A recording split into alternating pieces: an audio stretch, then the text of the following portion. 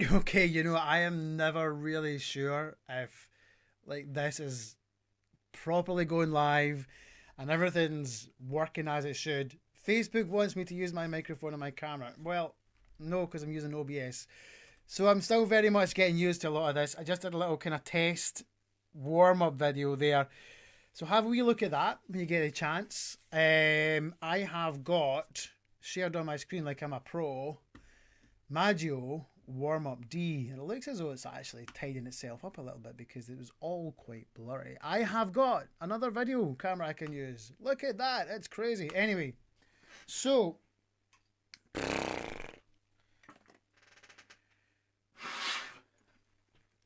I've got a YouTube channel, and on that YouTube channel, I decided to do a whole bunch of Maggio stuff. The reasons for that, I'm sure a lot of you who know me know the reasons why anyway. So what I wanted to try and do was a live lesson, and I realised that I hadn't put up Maggio warm up D anyway. There are four warm ups in the Maggio system: warm up A, B, C, and D. There are two sections to the Maggio system. There's the introductory section and there's the advanced section. Warm ups A and B precede the material for lessons 1, 2, 3, 4, and 5. And warm ups C and D precede and are used varyingly for lessons 6, 7, 8, 9, and 10. So the first 5 lessons in Maggio relate specifically to either warm up A or warm up B. And if you are familiar with the Carlton Macbeth version of the Maggio system, it goes through the beginning of each lesson saying which warm up you should use, A or B, and that's the same for warm up C and D. Warm up D is mostly used towards the end of the advanced section. Both warm ups take us down into the double pedal register. And both have their own, I suppose, their own, not benefits, but let me think of the best word. Their best attributes. So warm up C addresses the double pedal register through an arpeggio, and warm up D addresses double pedal register through descending chromatics, and is broken through through chromatics as well, all the way through. Basically, the scale, the descending chromatic scale, is expanded through the first half of Maggio Warm Up D, which you'll see on the screen. I can make this bigger, guys and gals, if you want. Pop me a message saying, "Can you make this bigger? We don't need to see your head." And we will take this through. So let's get into this. The Warm Up D starts off all the way through. We're using the ta syllable from the Maggio syllables, as you're aware, as you ascend through the Maggio lessons in terms of range. Then all the ranges, or all the flip points in the ranges, have these syllables. We've got ta, te, ti, and tsh for the upper register. When we're descending down into the pedal register, initially even through warm up A and B, we're just trying to learn the pedal register essentially. So when we're going on to warm up C and D, we've already learned our open throat and our nice forward embouchure position, which is obviously aided by the more forward aligned jaw position. So trying to think about our teeth together like that, and that helps us set up the pedal register. And below, you have to be super, super, super relaxed. Hi there, Mr. Miller. Thanks for checking in. Super early, your place in the world. And that forward relaxed position, ultimately all the way through the Maggio, that's what he is trying to promote. Bearing in mind, I'm going to touch on this very, very briefly, and once I've done all the Maggio lessons, I want to spend a little bit more time on this. This lesson was developed by a guy who had had a pretty horrific accident. He was a orchestral trumpet player, big issues with his chops, and this is his method that he used to get himself back into playing and sort out his chops and his embouchure. And always try and remember that from a lot of these systems. They're from guys, from perspectives.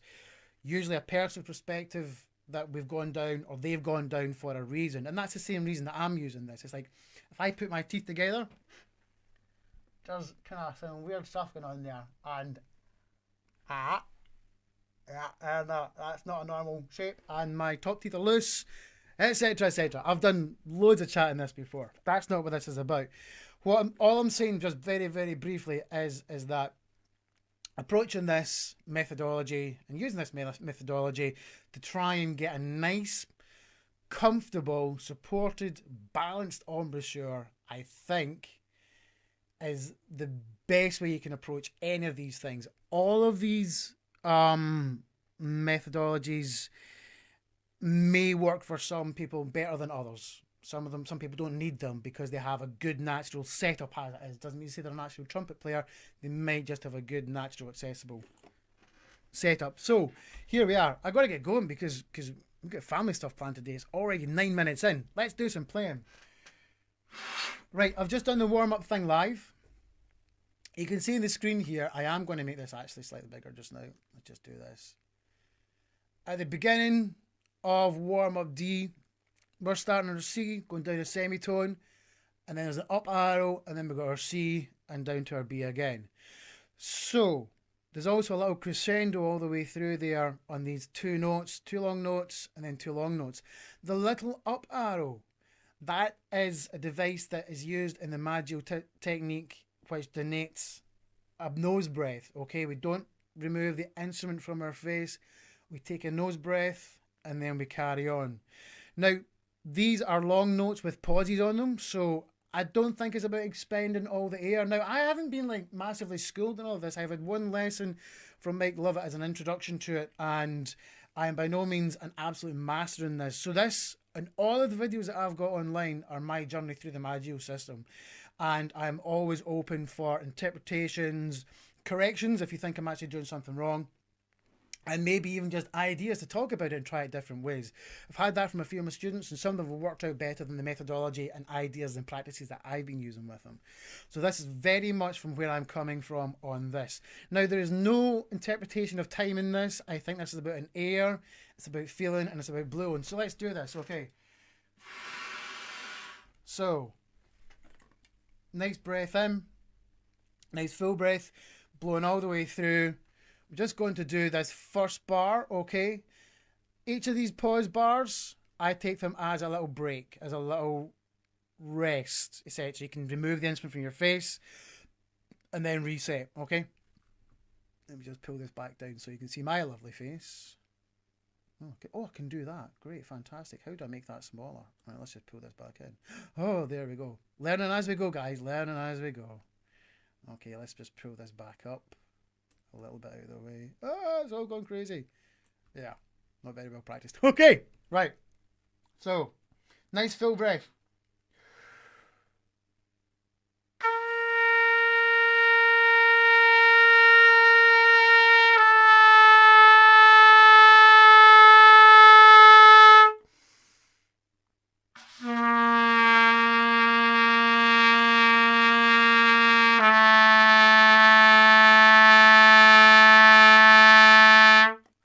That's it. I'm not out of air. I'm not out of breath. I'm just trying to think about the fullness of sound, practicing keeping the throat open here, and trying to think about basically a nice resonant sound. Right, let's move on. Now you'll be able to see that each one of these little bars has more and more notes in it as we go along. So that's what's talking about the range being expanded chromatically downwards. When we get to the end of this first section of warm-up D, we'll be playing a full 2-octave chromatic descending scale. Okay, so the next one's 3.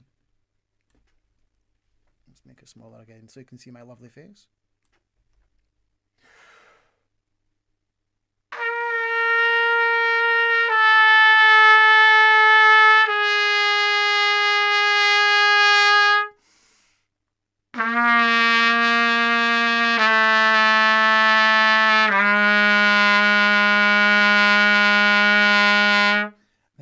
So we're going to keep going now, and we will just try and keep some momentum going because it is technically a warm-up, so we do want to try and manage some type of consistency in the air going. So next one is 4 notes from our C down to an A in 2 octaves.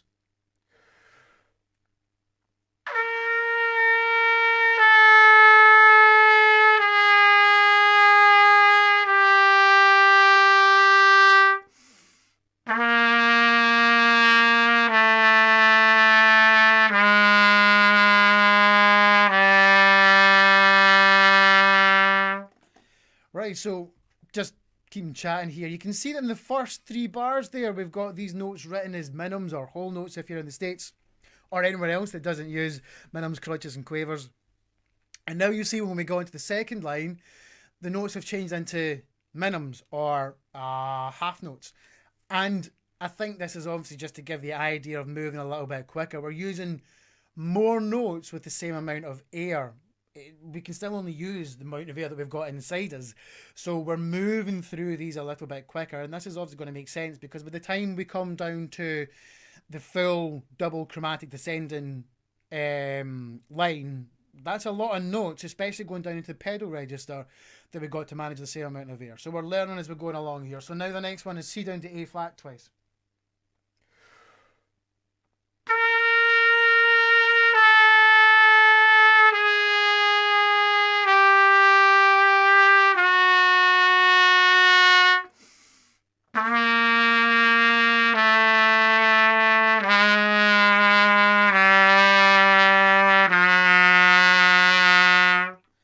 Okay, so let's move on. C down to G now.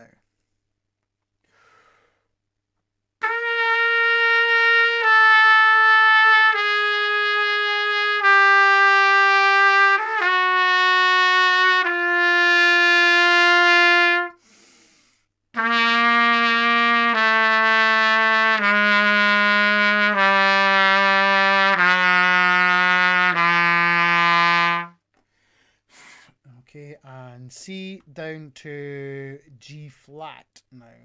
And you can see again, is this right? I kind of have to zoom in a little bit. We're moving on to our crotchets, or again, we're moving on to our quarter notes, because we are having to move a little bit faster through the line, just so that I think when we get to the pause note, we should still use a pause on there. And I like to think about the note settling and blowing through that note for a nice resonant sound, kind of like you would on a lead pipe exercise where you think about blowing through the lead pipe or blowing through the instrument, you know. And that's what's creating the sound. Okay, so now we're on to the G flat. Okay, here we go. Let's do a wee camera change.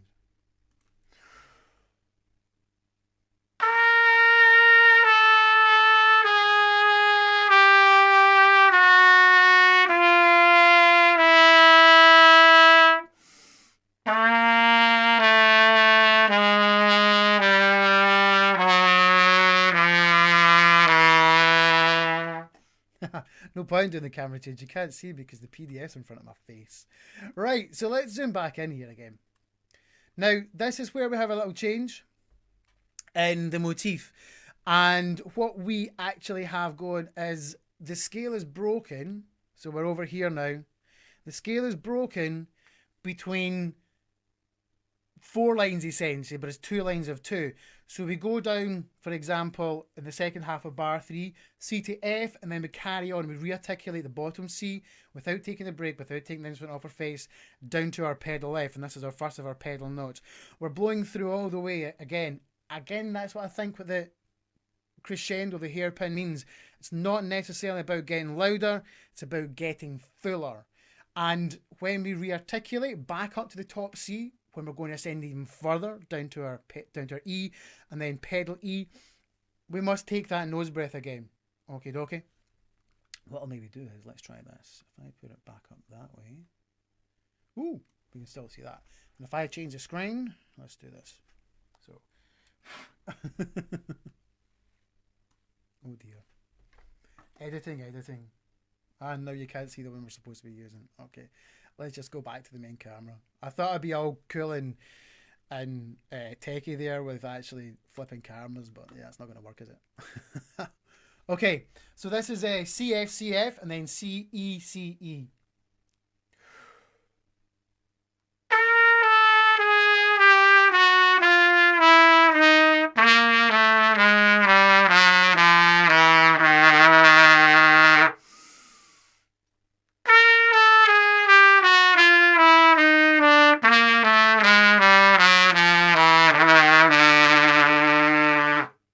And then that's the pedal F, and the pedal E at the bottom of each one of those lines has got the hold on it. Okay, so let's move down again.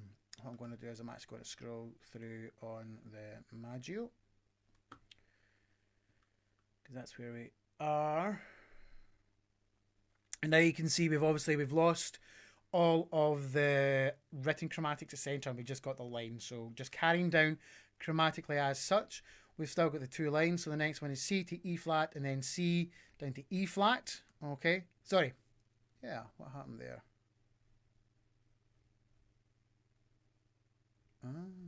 Yeah, right, okay. Missed one out.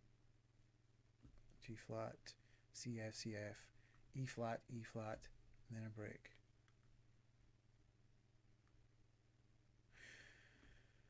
So that'll change again.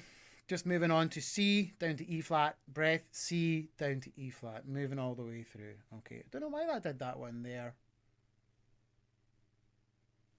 I seem to remember this as actually doing this all the way down, but we have the pause bar between each one. Anyway, so carrying on from C down to E flat, and then C down to E flat again.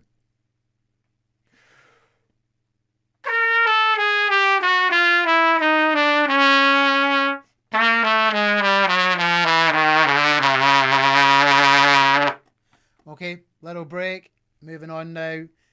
D down to D.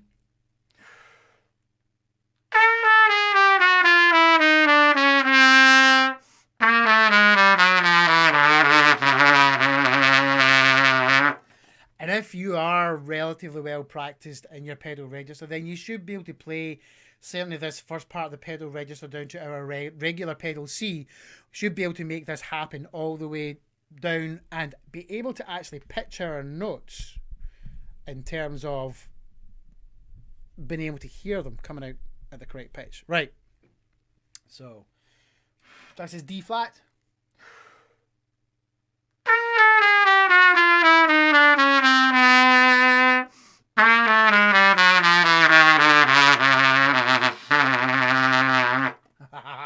And now we do the full chromatic run all the way down to the C without any break in it, because we've just done to our D flat. So the next thing we are reiterating is just all the way through. And this is how it carries down all the way down to our final pedal C, which we have down here. Double pedal C, sorry. Right, okay, so let's go back up. Get you out of the way. So what I usually try and do here is try and think about the time that I'm taking to play the descending 2 pedal octave, and then there'll be like a bar's rest, so I kind of try and think about the same time. So it's that kind of play rest thing. It's not exactly taxing, but in terms of like having a nice balanced approach to time on the face, time off the face, it works for me. Okay.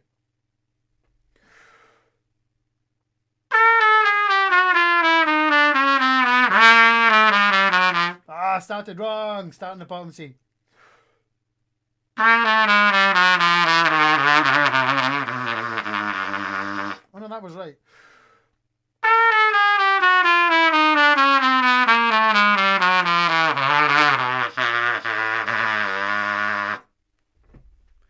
Oh, I'm second guessing myself here. Where are we? Yeah. So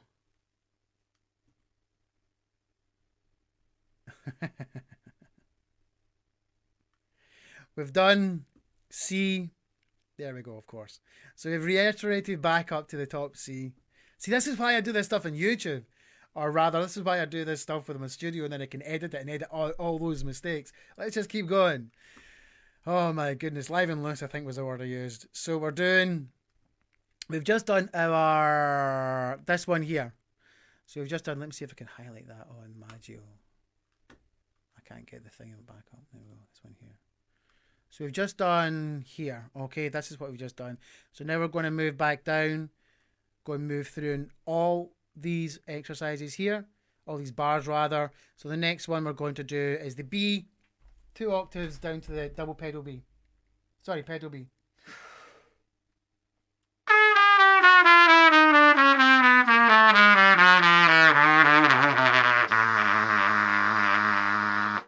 And again, trying to make sure that you can move quickly enough with enough air so that when you get to that pedal note, you can hold it for long enough to try and make it settle and stay.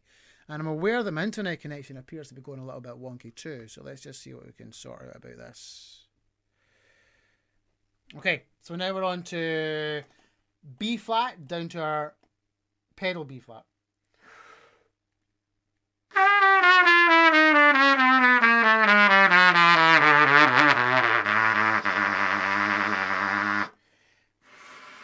Okay, next one's A.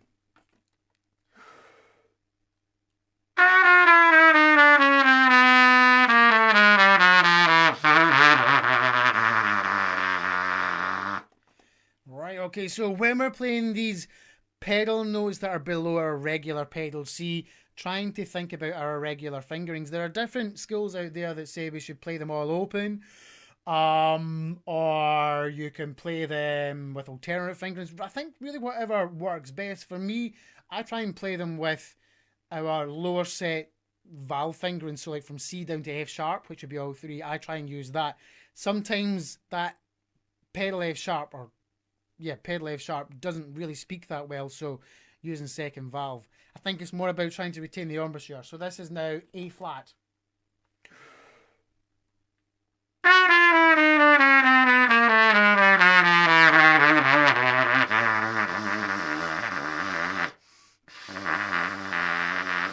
And a wee cheeky nose breath there just to try and get the pedal A flat to come out. So now we're on to G.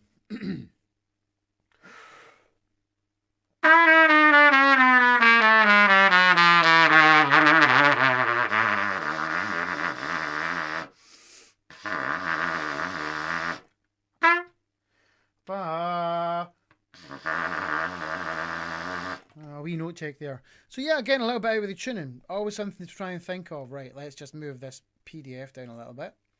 So this is us down to, we just did G there. Now we're going to go into G flat down to our pedal F sharp. Let's get that going.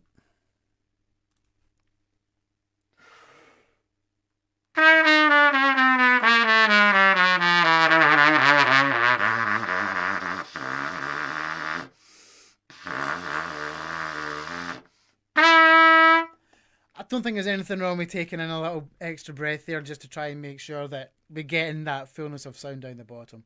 Right, so now we're on to F and pedal F. Let's make sure we got that set properly on the PDF.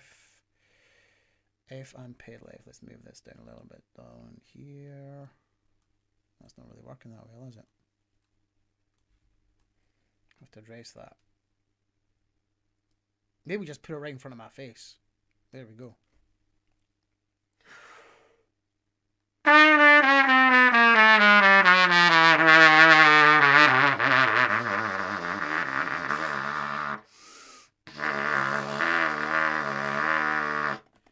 Yeah, okay, that's all working right. E.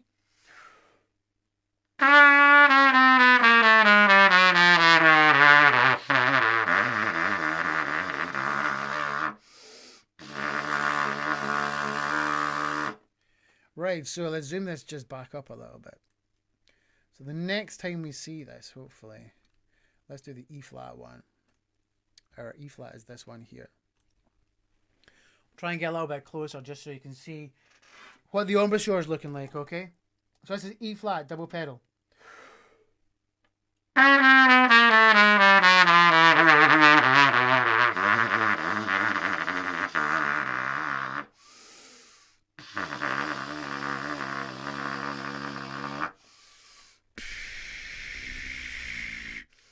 So I'm also trying to think about, are my teeth aligned? And I've been getting into the habit of doing a little teeth disalignment there, just touching the tips of my front teeth together. And that seems to make sure that my embouchure is nice and set.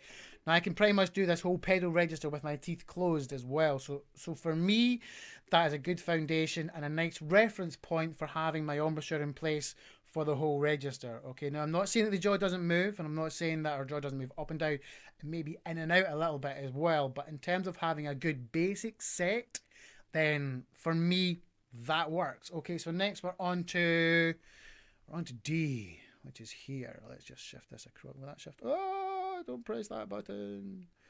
This button, which is here. Oh no, this button which is here. Right, D, double pedal.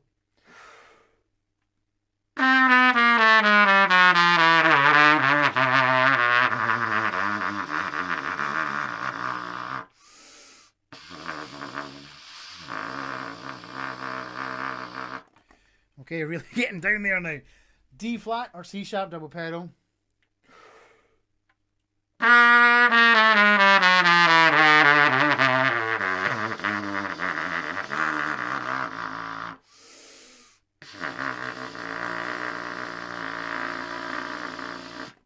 Okay, so here we are about to finish off actually with the double pedal C. There we go. Let's move this over a little bit. Right in front of my face. There we go. We can do this. Oh, there we go.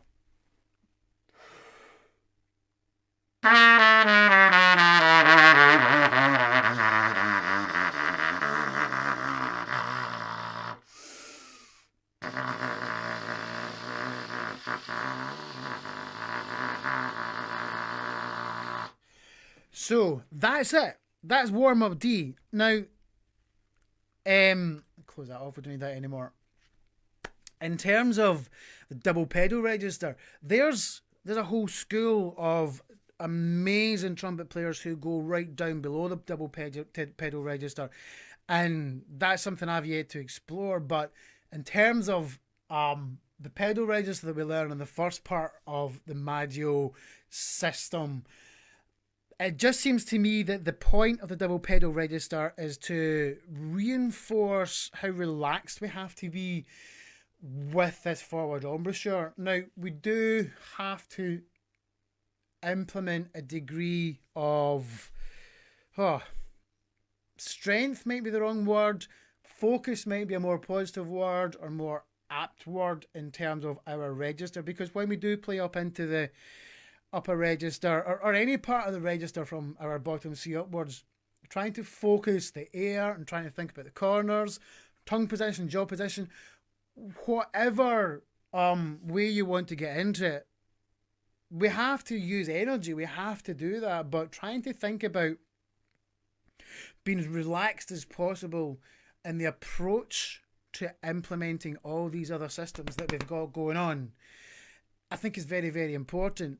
In the previous video that I did this morning, or did I do it in this one? Can't remember now. What time is it? It's the time for coffee. Just about time for coffee. Let's have a coffee, actually. When I'm in that godlike state of being able to do pretty much anything that I can feel like I'm doing on a gig. So it's like, let's say you're on a lead gig and like you've been wailing all night long, and you can just keep going. Pick the trumpet up and bang, it's there, it's clean, it's accurate, the articulations are there, tuning's locked in. It's like you're not working. That is a sense of being relaxed. You're still working because you might have like a sweat in your brow and stuff, and you can still feel that you're physically exerting, but the air's coming in and it's going out and it's coming in. It's just passing through here and the notes are happening. That's the sense of relaxation that I like to try and get to. That's where, for me, when it's working, and that's what I'm talking about. So implementing this double pedal register. So let's just go back down to there.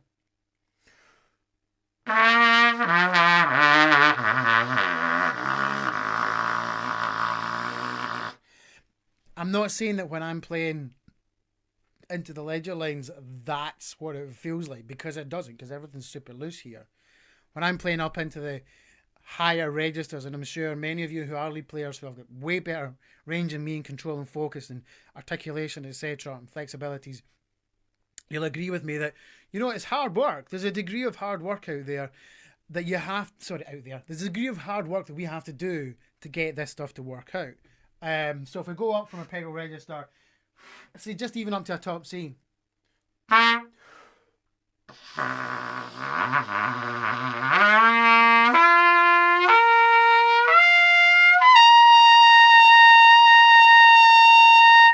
I'm not massively aware of having to go, I'm playing a top C.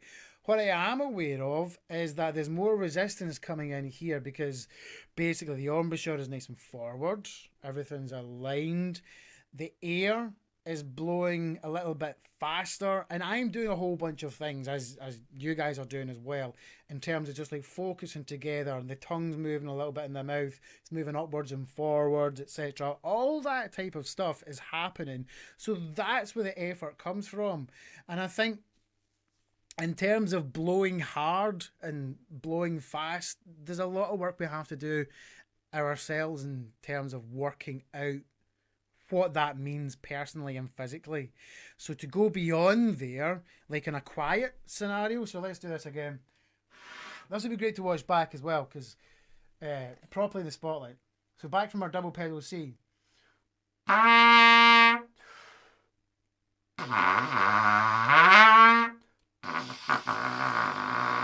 Okay.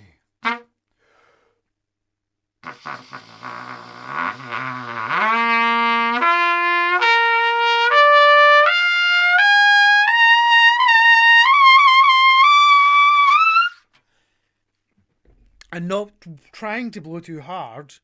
It's like if you don't match everything up properly, then you run out of breath, you get dizzy, etc. And I'm not in the practice of playing into the upper register from a double pedal C, but trying to reinforce and practice the feeling of relaxation up there is what it's all about. So I'm going to do that again. I'm going to pause halfway up. I wouldn't normally do this incidentally because I've not actually warmed up there properly, but it should all be there anyway. So we'll reference the double C.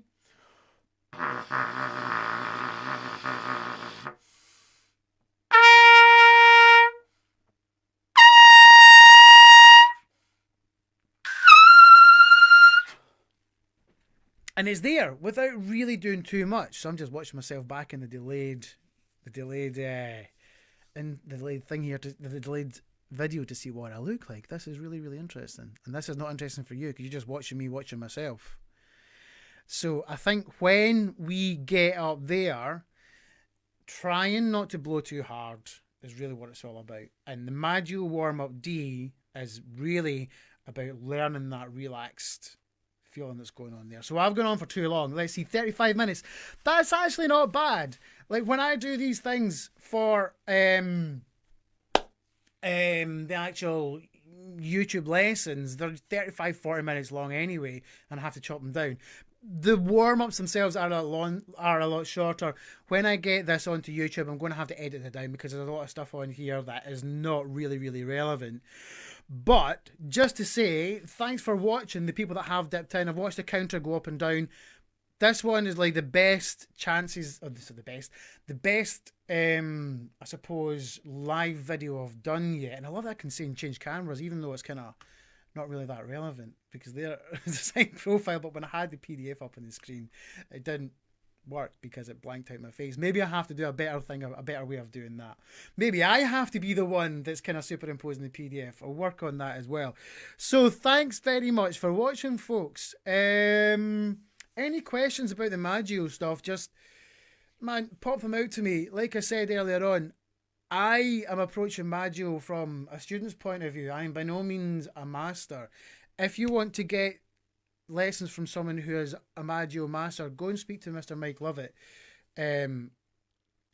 Apart from the fact that he's been doing this stuff for so long, you've only got to hear him play and see all that he does, etc., to really appreciate what a fantastic musician he is, and he's a fantastic educator as well. So if that's my recommendation, if you want proper Maggio lessons, go and speak to Mr. Mike Lovett. If you want an insight into the Maggio techniques, please come and visit my YouTube channel.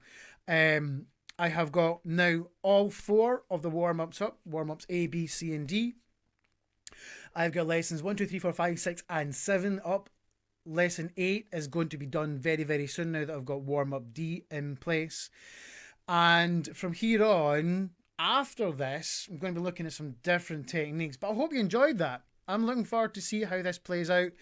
Maybe try and get lesson 8 done on the internet it's pretty tricky. It's a tough thing, and there's a lot of maybe bear with me on that while we have a couple of goes at a few things. But for now, that's all. I'm going to go out here, drink some coffee. I've not had any breakfast yet. I'm a little bit like this as well because I've not had any food and I've only drank coffee and I've been in here since 9:15 this morning. Thanks to everyone who's come along and watched. If you are watching this at a later date, thanks very much. Head over to my YouTube channel. I'm going to put that in the comment section of this video. And like and subscribe if you can over there. And you know, let's all share some stuff. Let's just try and get some more stuff sharing. Speaking of sharing, check out Tristan Button and his page. Head over to Larry Miligiano and his CTS system. Highly recommend it. Highly recommend it.